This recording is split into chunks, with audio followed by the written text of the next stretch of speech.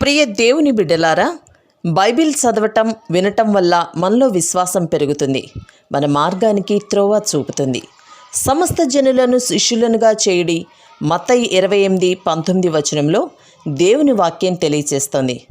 Telugu బైబిల్స్ను RRK మూర్తి గారు research చేసి విశ్లేషణ చేసిన బైబిల్లోని ప్రతి అధ్యాయాలను వచనాలను వరుస క్రమంలో అనగా ఆదికాండం నుండి ప్రకటనా గ్రంథం వరకు ఇవ్వబడుతుంది. ప్రతి ఒక్కరూ ఆధ్యాత్మికంగా విశ్వాసంలో బలపడి మీ జీవితంలో ఎదుర్కొంటున్న సమస్యల నుండి విడుదల పొందండి. ప్రతి ఒక్కరూ మీ దీవెన టీవీని సబ్స్క్రైబ్ చేసి ఈ వాక్యాన్ని లైక్ చేసి మీ మిత్రులకు బంధువులకు షేర్ చేయండి. దేవుని సువార్తను ప్రకటింపబడుటలో మీరు పాలిభాగస్తులు కండి. ప్రియ శ్రోతలు, ఈ రోజున మనం యెషయా గ్రంథం 57వ అధ్యాయం వినబోతున్నాము. ఇశ్రాయేలు క్షీణదశను గురించి ప్రవక్త తీవ్రంగా మాట్లాడుతున్నాడు. నీతిమంతులు నశించటం చూచి ఎవరూ దానిని మనస్సున పెట్టరు. భక్తులైన వారు తీసుకొని పోబడుతున్నారు. కీడు చూడకుండా నీతిమంతులు కొనిపోబడుతున్నారు. ఎవనికీ తోచదు, వారు విశ్రాంతిలో ప్రవేశిస్తున్నారు. తమకు సూటిగా ఉన్న మార్గమున నడిచేవారు తమ పడకల మీద పరుండి విశ్రమిస్తున్నారు. దేవుని శిక్ష తీవ్రమైనది, అది వచ్చి పడుతుంది. ఆ భయంకర దృశ్యాన్ని చూడకుండా దేవుడు నాయకులను తీసుకుపోతాడు. జాతి భ్రష్టుపట్టిపోతుంటే నాయకులు చూచి భరించలేరు. పోషణమును పోషణాధారమును అన్నోదకముల ఆధారమంతా శూరులను, యోధులను, న్యాయాధిపతులను, ప్రవక్తలను, ఘనత వహించిన వారిని, మంత్రులను, శిల్పశాస్త్రములెరిగిన వారిని యెరూషలేములో నుండి, యూదాదేశములో నుండి తీసివేస్తాడు. బాలురు పెత్తనం చేస్తారు. సోదరీ సోదరులారా, దేవుడు నియమించిన నాయకులను, అధిపతులను గుర్తించి వారిని ప్రోత్సహించండి. మీ పైని విచారణ చేసే నాయకులను ఘనపరచండి. ఇప్పుడు 3 నుండి 13వ వచనం వరకు దేవుడు వారిని కఠినంగా గద్దిస్తున్నాడు. మంత్రప్రయోగపు కొడుకులారా, వ్యభిచార సంతానమా, వేశ్యా సంతానమా, మీరిక్కడికి రండి. మీరెవరిని ఎగతాళి చేస్తున్నారు? ఎవరిని చూచి నోరు తెరచి నాలుక చాచుతున్నారు? మీరు తిరుగుబాటు చేసేవారు అబద్ధికులు కారా? మస్తచా వృక్షాలను అనగా సింధూర వృక్షాలను చూచి పచ్చని ప్రతి చెట్టు కింద కామము రేపుకొనేవారలారా, లోయలలో రాతి సందుల క్రింద పిల్లలను చంపేవారలారా, నీ భాగ్యము లోయలోని రాళ్లలోనే ఉన్నది. అవే నీకు భాగ్యం. వాటికే పానీయార్పణము చేస్తున్నావు, వాటికే నైవేద్యము నర్పిస్తున్నావు. ఇవన్నీ జరుగగా నేను ఊరుకోవడం తగునా? ఉన్నతమైన మహాపర్వతము మీద నీ పరుపు వేసుకున్నావు. బలి అర్పించటానికి అక్కడికే ఎక్కావు. తలుపు వెనుక, ద్వారబంధము వెనుక నీ జ్ఞాపక చిహ్నము ఉంచాను. నాకు మరుగై బట్టలు తీసి మంచమెక్కావు. నీ పరుపు వెడల్పు చేసుకొని నీ పక్షముగా వారితో నిబంధన చేసుకున్నావు గదూ. నీవు వారి మంచము కనబడిన చోట దానిని ప్రేమించావు. నీవు తైలము తీసుకొని రాజునొద్దకు వెళ్లావు. పరిమళ ద్రవ్యములను విస్తారముగా తీసుకొని నీ రాయబారులను దూరంగా పంపావు. పాతాళమంత లోతుగా నీవు లొంగావు. నీ దూర ప్రయాణము చేత నీవు ప్రయాసపడినా అది అసాధ్యమని నీవు అనుకోలేదే. నీవు బలము తెచ్చుకున్నావు గనుక నీవు సొమ్మసిల్లలేదు. ఎవనికి జడిసి భయపడినందున ఆ సంగతి మనస్కరించలేదు. నీవు కల్లలాడి నన్ను జ్ఞాపకం చేసుకోలేదు. బహుకాలము నుండి నేను మౌనముగా ఉండినందుననే గదా నీవు నాకు భయపడటం లేదు.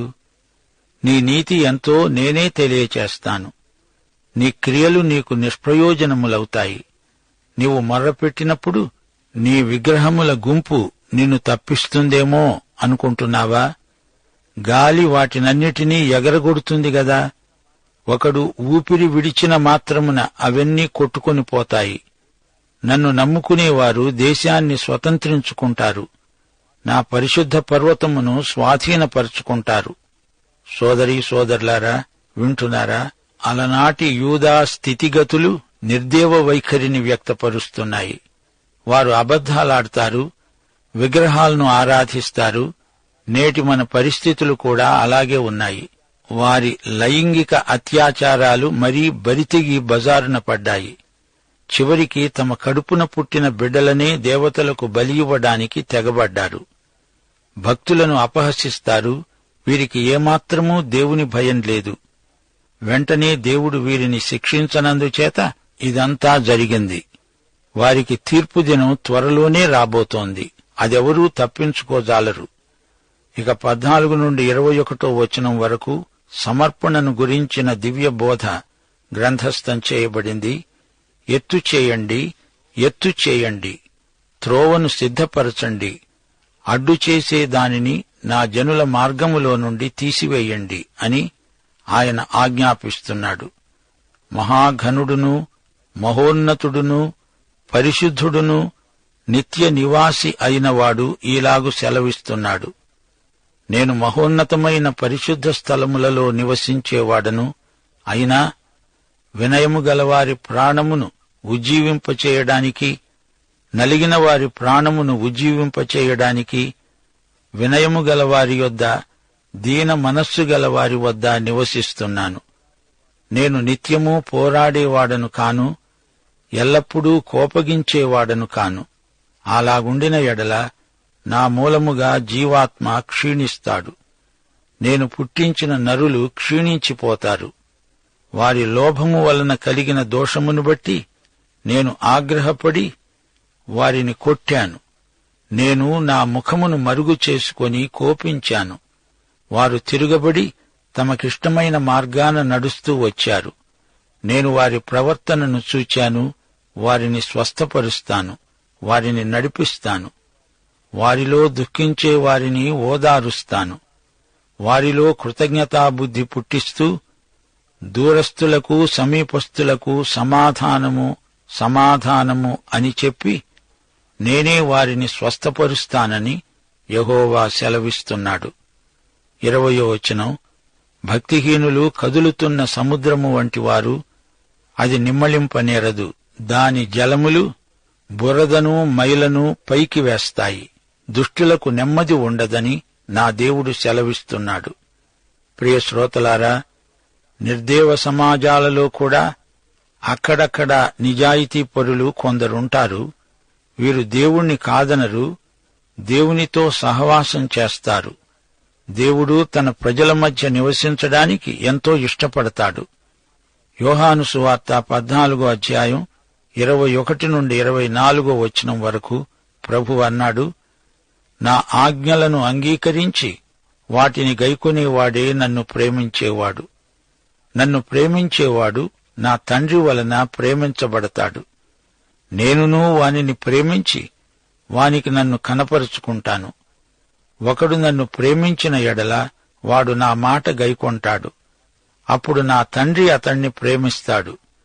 మేము వాని వద్దకు వచ్చి వాని వద్ద నివాసము చేస్తాము.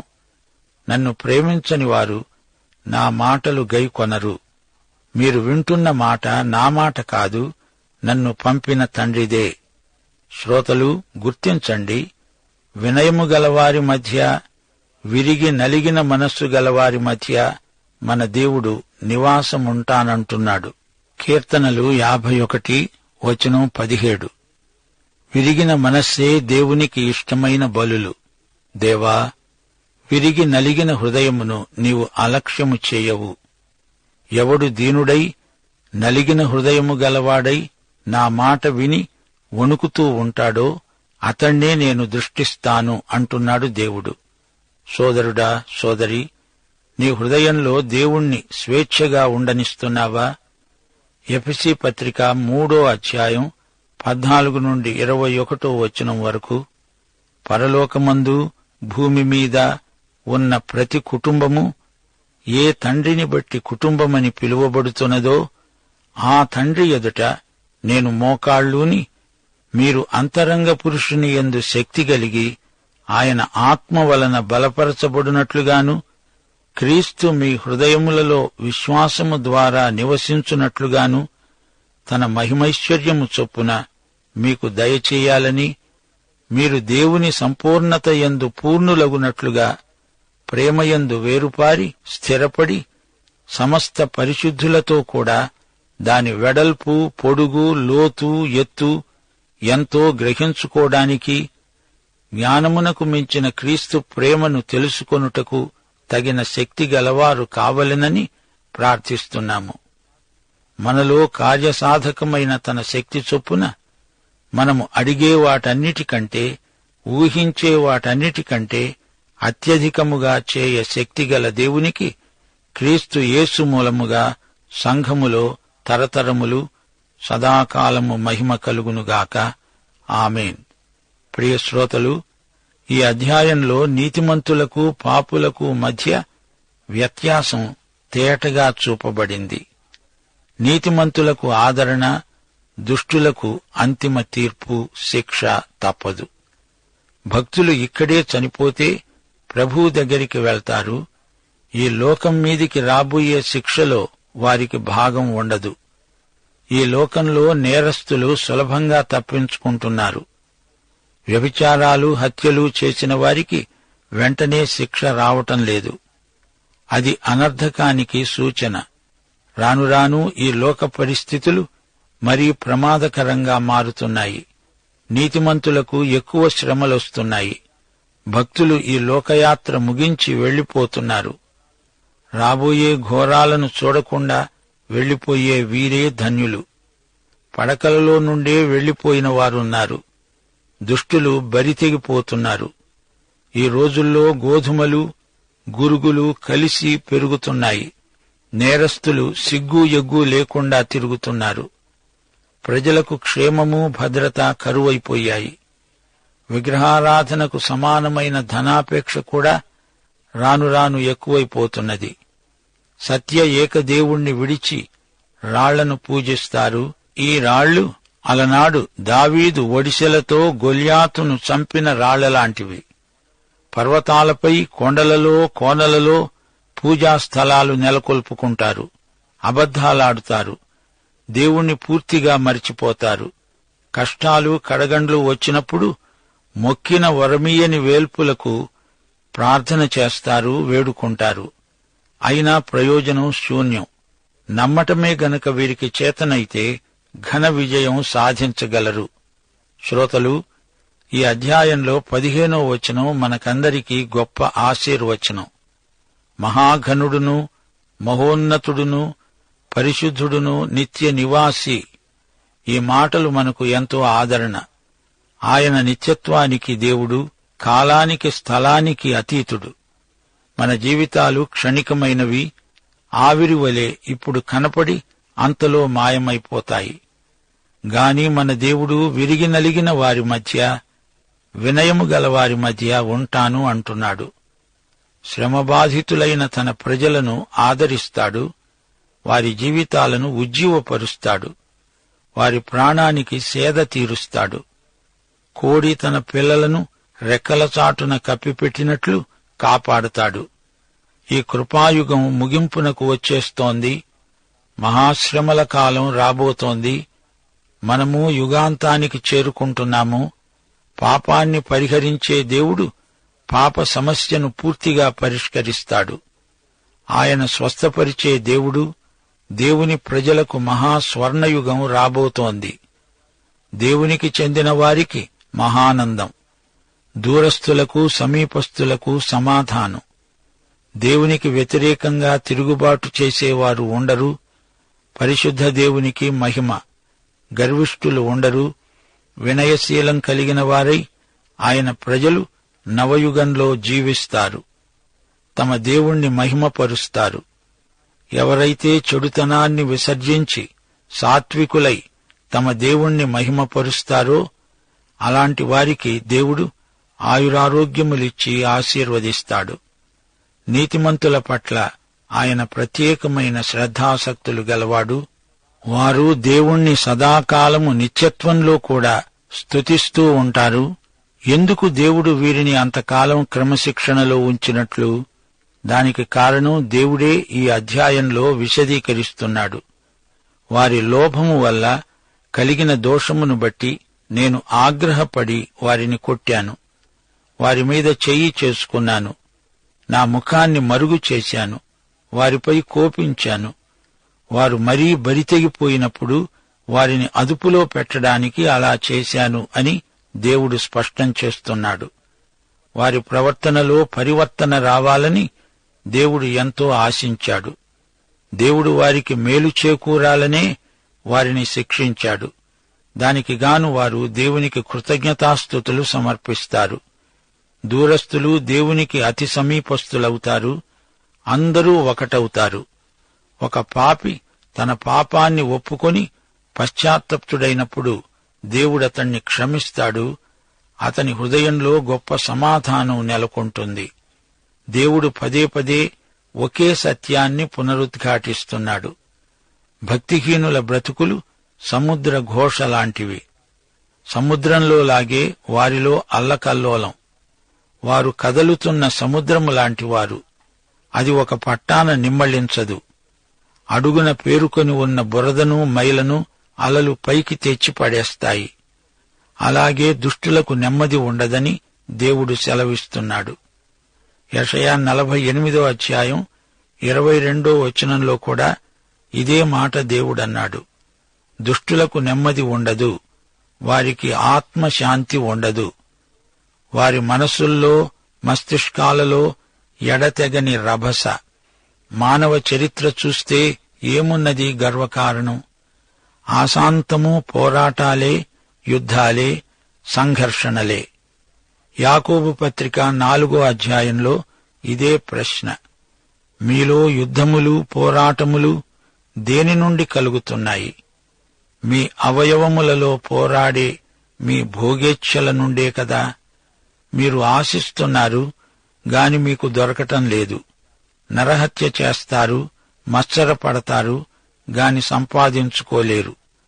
పోట్లాడతారు, యుద్ధం చేస్తారు గాని దేవుణ్ణి అడుగనందున మీకేమీ దొరకదు. మీరు అడిగినా మీ భోగముల నిమిత్తము వినియోగించడానికి దురుద్దేశ్యముతో అడుగుతారు గనుక మీకేమీ దొరకటం లేదు. లోకంలో జాతుల మధ్య, సమాజంలో వ్యక్తుల మధ్య ఎడతెగని పోరాటాలు చెలరేగుతున్నాయి. ప్రతిదానికి మనుషుల మధ్య పోటీ మనస్తత్వం ఎక్కువవుతున్నది. ఆ మాటకొస్తే మతాల మధ్య కూడా పోటీతత్వం ఉద్ధృతమవుతున్నది. ప్రతి ఊళ్ళో, ప్రతి ఇంట్లో సంఘర్షణలు రాను రాను అధికమవుతున్నాయి. అందుకే దేవుడంటున్నాడు, దుష్టులకు నెమ్మది ఉండదు. దేవుడు లేకుండా శాంతి శాంతి అంటే అది ఎలా వస్తుంది? సమాధానకర్త అయిన అధిపతి యేసే. ఆయన యందే, ఆయన ద్వారానే శాంతి సమాధానాలు ప్రాప్తిస్తాయి. మరో మార్గం లేదు. ఈ రోజున సగటు మానవుడు ఎడారి దారిలో ఎండమావులను వెంటాడుతున్నాడు. అతడు యేసుక్రీస్తునందు మాత్రమే శాంతి సమాధానాలు అనుభవించగలడు. అనేక మంది వయోవృద్ధులు కూడా అపరాధ భావనతో అట్టిట్టయిపోతున్నారు. ఒక ఆయన తన 89వ ఏట ఏడుస్తూ అన్నాడు, నేను ఒక మనిషిని 50 సంవత్సరాల క్రిందట హత్య చేశాను. ఆ నేరం మరొకని మీద మోపబడింది. అతణ్ణి ఉరితీశారు. ఇంతకాలం నేను దుర్భరమైన ఈ అపరాధ భావనతో ఆత్మలో చిత్రహింసకు గురవుతున్నాను. దేవునితో నిమిత్తం లేకుండా ఈ లోకానికి శాంతి సమాధానాలు ప్రాప్తిస్తాయి అనుకుంటున్నారా? అలా ఎన్నటికీ జరగదు. లోకం సృష్టించుకునే సమాధానం కృత్రిమం, తాత్కాలికం. యేసు అన్నాడు, నా సమాధానం మీకు అనుగ్రహిస్తున్నాను, లోకమిస్తున్నట్లుగా కాదు. ఇది దేవుని సమాధానం. సోదరీ సోదరులారా, ప్రియ శ్రోతలారా, వింటున్నారా? ఈ లోకం యేసు ఖాళీ చేసి వెళ్లిపోయిన సమాధి లాంటిది. ఇందులో దేవుని బిడ్డలకు ఏమీ దొరకదు. హతసాక్షుల రక్తం ఈ లోకానికి తీర్పు తీరుస్తుంది. కయీనులు, హెబెలులను హత్య చేయడం ఇప్పటిది కాదు. ప్రథమ మానవ కుటుంబంలో మొదలైన దుష్కార్యక్రమం. హతసాక్షి తాను నమ్మిన సత్యం కోసం చనిపోయాడు, నిజం. అయితే అదే సత్యం కోసం నీవు బ్రతకగలుగుతున్నావా అనేది పెద్ద ప్రశ్న. ఇదే యెషయా గ్రంథం 57వ అధ్యాయమందలి సందేశం. పాఠం సమాప్తం. ప్రభువు రక్షకుడు అయిన యేసుక్రీస్తు వారి కృప, తండ్రి అయిన దేవుని ప్రేమ, ఆదరణకర్త అయిన పరిశుద్ధాత్మ అన్యోన్య సహవాసము మనకు నిత్యత్వము పర్యంతము తోడై ఉండునుగాక. ఆమేన్.